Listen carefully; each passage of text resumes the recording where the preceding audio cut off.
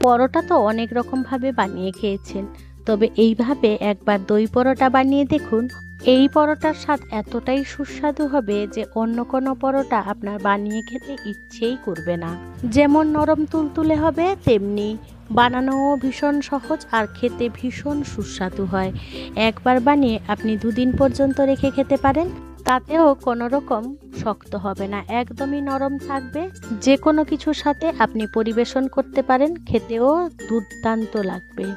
আর এতটা লেয়ারযুক্ত হয় যে আপনার মুখে লেগেই থাকবে এই পরোটার স্বাদ। সামনে ভাইফোঁটা আছে, ভাইফোঁটা উপলক্ষে আপনি বানিয়ে এই দই পরোটা পরিবেশন করতে পারেন। আর এইভাবে যদি বানিয়ে একবার কাউকে খাওয়ান, আপনার কাছে বারবার কিন্তু আবদার আসবে এই দই পরোটা বানানোর জন্য। নমস্কার বন্ধুরা, ইজি কুক চ্যানেলে আপনাদের সবাইকে স্বাগত জানাই। চলুন শুরু করছি। এই দারুণ স্বাদের দই পরোটা বানানোর জন্য প্রথমে আমি একটা মিক্সিং বোল নিয়ে নিয়েছি। তার মধ্যে দিয়ে দিলাম ঘরে পাতা টক দই 1 বাটি। এর মধ্যে দিয়ে দেবো 1 থেকে 1.5 চামচের মতন চিনি। এবারে দিয়ে দেবো পরিমাণ মতন রিফাইন্ড অয়েল, 3 থেকে 4 টেবিল স্পুনের মতন রিফাইন্ড অয়েল দিয়ে দিলাম। এবারে সমস্ত উপকরণগুলোকে বেশ ভালো করে মিশিয়ে নেব। যতক্ষণ না চিনিটা মেল্ট হচ্ছে ততক্ষণ অবধি আমাদের মিশিয়ে নিতে হবে। আপনাদের কাছে যদি গুঁড়ো চিনি থাকে তাহলে আপনারা দিতে পারেন, তাতে কোনো রকম অসুবিধা নেই, তবে খুবই সহজই হবে। এবারে চিনিটা বেশ ভালো করে মেল্ট হয়ে গেছে, ততক্ষণ আমি মিশিয়ে নিয়েছিলাম। এবারে দিয়ে দেবো ময়দা। আপনারা চাইলে আটা ময়দা মিশিয়েও করতে পারেন, আবার আটা দিয়েও করতে পারেন, তবে ময়দা দিয়ে করলে বেশি টেস্টি হবে। এবারে আমার পরিমাণ মতন ময়দা নিয়ে নিলাম। ময়দা নিয়ে বেশ ভালো করে আবারে এই দইয়ের সাথে মেখে নেব। দইয়ের সাথে বেশ ভালো করে মাখা হয়ে গেলে এবারে দিয়ে দেবো স্বাদ মতো নুন। যেহেতু আগে দই দিয়েছি তাই নুনটা আমি পরে অ্যাড করলাম। এবারে আপনাদের দইয়ের পরিমাণ যদি বেশি হয় তাহলে একটু ময়দা দিয়ে নেবেন, আর যদি একটু ময়দা শক্ত হয়ে যায় তাহলে অল্প অল্প দুধ দিয়ে আমাদের এই ডোটা বানিয়ে নিতে হবে। আমার এই দই পরোটা রেসিপিটি যদি কোনো নতুন বন্ধু ইউটিউব থেকে দেখে থাকেন তাহলে আমার এই ক্ষুদ্র চ্যানেলটিকে সাবস্ক্রাইব করে আমার পাশে থাকার জন্য অনুরোধ করছি। আর পাশে থাকা বেল আইকনটি অবশ্যই প্রেস করে রাখবেন। যখন আমি নিত্য নতুন কোনো ভিডিও দেবো আপনাদের কাছে খুব সহজেই নোটিফিকেশান পৌঁছে যাবে। কথা বলতে বলতে অল্প অল্প দুধ দিয়ে বেশ সুন্দর একটা ডো বানিয়ে নিয়েছিলাম। দেখুন ঠিক এইভাবে আমাদের ডোটা বানিয়ে নিতে হবে, বেশি শক্তও নয় বেশি নরমও নয়। যেমন আমরা সাধারণ ময়দা মাখি সেই রকমই বানিয়ে নিতে হবে। এবারে উপর থেকে তেল দিয়ে আমি পুরোটা কভার করে দেবো, আর এটাকে রেস্টিং টাইমের মতো রেখে দেবো। ঢাকা চাপা দিয়ে রেস্টের মতো রেখে দিলাম যাতে ডোটা আমাদের খুব সুন্দরভাবে সেট হয়ে যায়। ততক্ষণে আমরা একটা গোলা বানিয়ে নিই। তার জন্য নিয়ে নিয়েছি একটা বাটি, তার মধ্যে রিফাইন্ড অয়েল নিয়ে নিয়েছি 2 চামচের মতো। এবার এই তেলের মধ্যে দিয়ে দেবো পরিমাণ মতন ময়দা। ময়দাটা দিয়ে বেশ ভালো করে মিশিয়ে নেব এই তেলের সাথে। দেখুন ঠিক থিকনেসটা এইভাবেই করে নিতে হবে, তাতে আমাদের পরোটাটা লেয়ারটা খুব ভালো আসবে। দেখুন খুব বেশি পাতলাও ভালো হবে না, খুব বেশি ঘনও ভালো লাগবে না। এটা সাইডে রেখে দিলাম। এদিকে আমার ডোটা বেশ সুন্দরভাবে সেট হয়ে গেছে। আবারও কিছুক্ষণ অর্থাৎ 2-1 মিনিট থেসে নিতে হবে। যত থেসবেন তত কিন্তু এই পরোটাটা নরম তুলতুলে হবে। বেশ ভালো করে থেসে নিয়েছিলাম। এবারে দেখুন ডোটা থেকে লেচি কেটে নেব। আপনারা পরোটার সাইজ অনুযায়ী আপনাদের পছন্দ মতন লেচিটা কেটে নেবেন। আমি আমার পছন্দ মতন করে নিয়েছি। আমার এই রেসিপিটি যদি কোনো বন্ধু ফেসবুক থেকে দেখে থাকেন তাহলে আমার পেজটিকে লাইক ও ফলো করে দেওয়ার জন্য অনুরোধ করছি। কথা বলতে বলতে লেচিগুলোও কেটে নিয়েছি। এবারে বেলার পালা। তার জন্য চাকাই আর বেলনি নিয়ে নিয়েছি।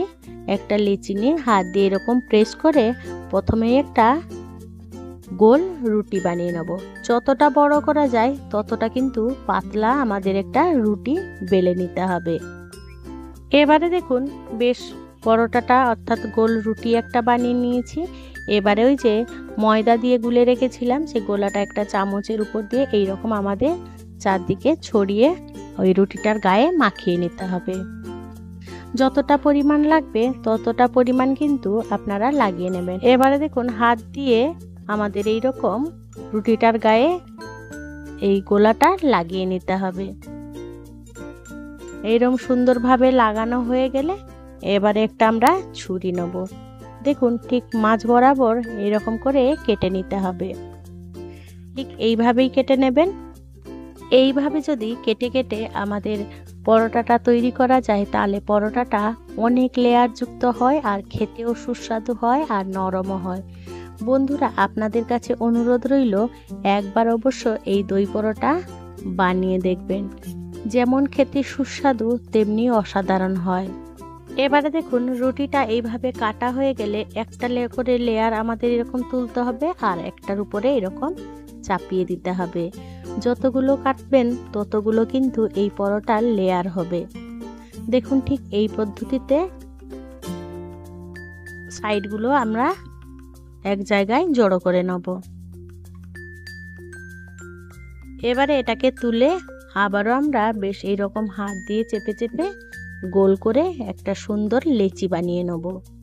এবারে এটাকে আলতো হাতে আমাদের গোল গোল করে বেলে নিতে হবে, তাতে আমাদের অনেক বেশি লেয়ার পাওয়া যাবে। দেখুন ঠিক হাত দিয়ে প্রেস করে দিলাম আর আলতো হাতে এইভাবে বেলে নেব। এটা এখন থেকেই এতটা লেয়ার হচ্ছে যে বেলার জন্য লেয়ারগুলো উঠে আসছে। আমি আরও একটা প্রসেস দেখিয়ে দিচ্ছি। এইরকম দেখুন সেই একই পদ্ধতিতে আমাদের রুটিটা গোল করে বেলে নিতে হবে। আমি এখানে দুটো প্রসেসে বেলা দেখিয়ে দেবো। আপনাদের যেটা সুবিধা হবে আপনারা সেই প্রসেস অনুযায়ী এই দই পরোটা বানিয়ে ফেলবেন। দেখুন রুটিটা বেশ বড় করে বেলে নিয়েছি। এবারে নিয়ে নিয়েছি একটা গ্লাস, মিডিলে এইরকম বসিয়ে মার্ক করে নেব যাতে আপনাদের কাটার সুবিধা হয়। এবারে এইরকম ছুরি দিয়ে আমাদের কেটে নিতে হবে, তাহলে আপনাদের কাটার সুবিধা হবে আর পরোটাটা বানানো বেশ সুবিধা হবে। আমরা এখানেও সেই তেল দিয়ে ময়দা গোলাটাও ব্যবহার করব। আপনারা চাইলে আগেও দিতে পারেন আর পরেও দিতে পারেন। আমি কিন্তু কেটে নেওয়ার পরেই লাগিয়ে নেব। এবারে সেই পদ্ধতি এক একটা লেয়ার নিয়ে এরকম উপরে উপরে চাপিয়ে দিতে হবে আর একটা গোল করে আবারও লেচি বানিয়ে নিতে হবে। এবারে গোল করে লেচি বানানো হয়ে গেলে এবারে বেশ সুন্দর করে আবারও আলতো হাতে গোল গোল করে আমাদের এরকম একটু মোটা রেখে পরোটা বেলে নিতে হবে। পরোটা বেলা হয়ে গেছে। এবারে পরোটাগুলো এই পদ্ধতিতে আমি বেলে নিয়েছিলাম, আপনাদের যেটা সুবিধা হবে সেটা করে নেবেন। এবারে পরোটাটা ভাজার জন্য আমি এখানে একটা ননস্টিকের তাওয়া বসিয়ে দিয়েছি গ্যাসে। তাওয়াটা গরম হয়ে গেলে পরোটাটা দিয়ে দেবো আর প্রথমে এমনি সেঁকে নেব। যেমন আমরা পরোটা ভাজি সেইভাবেই ভেজে নিতে হবে। এবার এক পিঠ হয়ে গেলে আরেক পিঠ উল্টে দেবো। এরকম উল্টে পাল্টে আমাদের পরোটাটাকে প্রথমে সেঁকে নিতে হবে। এইভাবে একটু রং চলে এলে এবারে আমরা দিয়ে দেবো উপর থেকে ঘি। আপনারা চাইলে এখানে সাদা তেলেও এই পরোটাটা ভাজতে পারেন, তবে ঘি দিয়ে ভাজলে এই পরোটার স্বাদটা কিন্তু দ্বিগুণ বেড়ে যাবে। আমি এখানে ঘি দিয়ে ভেজে দেখাচ্ছি, আপনাদের সুবিধা মতন বা পছন্দ মতন আপনারা সেইভাবে ভেজে নেবেন। তবে সাদা তেলে ভাজলেও এর স্বাদ কিন্তু কমবেও না। এইভাবে যদি একবার দই পরোটা বানিয়ে খান, কথা দিচ্ছি আমি অন্য সব পরোটা খেতে কিন্তু আপনি ভুলেই যাবেন। দেখুন চেপে চেপে এইরকম আমাদের খুন্তি দিয়ে ভেজে নিতে হবে। আর দেখুন কিরকম ফুলছে, একটু ধৈর্য ধরে ভাজতে হবে। বন্ধুরা, আপনারা যদি এইভাবে দই পরোটা বানান তাহলে অবশ্যই আমাকে কমেন্টে জানাবেন যে আপনাদের দই পরোটাগুলো কেমন লাগলো। আমি ঘি দিয়ে সমস্ত পরোটা এইভাবেই ভেজে নিয়েছিলাম। বন্ধুরা, আজকে আমার এই রেসিপিটি আপনাদের কেমন লাগলো সেটা কিন্তু কমেন্টে জানাতে একেবারেই ভুলবেন না। যদি কোনো অংশে একটুও ভালো লেগে থাকে তাহলে ছোট্ট একটা লাইক করে দেবেন। আপনাদের এই ছোট্ট ছোট্ট লাইক আমাকে অনেক ইন্সপায়ার করে নিত্য নতুন রেসিপি বানানোর জন্য। আর যদি খুব বেশি ভালো লেগে থাকে তাহলে বন্ধু বান্ধব কিংবা প্রিয়জনদের সাথে শেয়ার করে তাদেরও দেখার সুযোগ করে দেবেন। দেখুন পরোটাটা কতটা সুন্দর আর কতটা লোভনীয় হয়েছে। এইভাবে বানিয়ে আপনি সকালবেলা জলখাবারে কিংবা টিফিনেও দিতে পারেন। এবারে দেখুন পরোটাটাকে আমি ভেঙে দেখাচ্ছি কতটা নরম আর কতটা তুলতুলে হয়েছে। এইভাবে একটু চাপ দেবেন আর দেখুন কতটা লেয়ার হয়েছে। একদম উপরেরটা খাস্তা আর ভেতরেরটা একদম নরম তুলতুলে। যে সকল বন্ধুরা আপনাদের মহামূল্যবান সময় দিয়ে আমার সাথে এতটা সময় থাকলেন তাদেরকে জানাই অসংখ্য অসংখ্য ধন্যবাদ। আপনারা ভালো থাকবেন, সুস্থ থাকবেন।